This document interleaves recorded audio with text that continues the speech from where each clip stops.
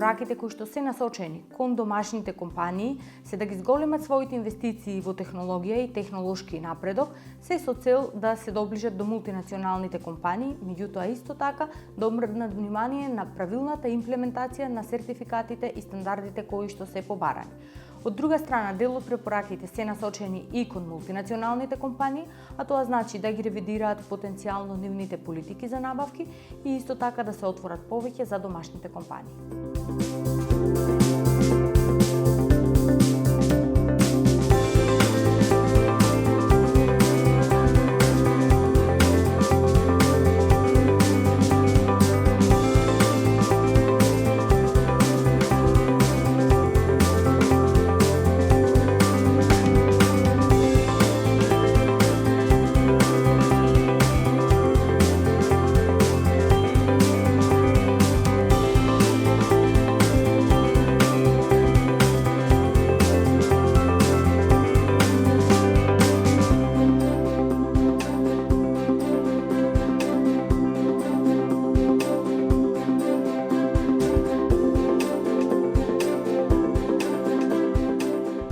Жал и тие што завршиле средни стручни школи многу често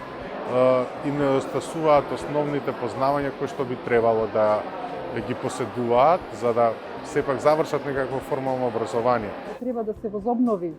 образованието, средните образовани структури повеќе да се насочат кон пракса, односно странските инвеститори, но се разбира дека тоа не е само за нив, но тие го инициираат сето тоа да можат да го спроведат и практичното знаење во своите фабрики на учениците кои што во средно посетуваат настава во средните стручни училишта.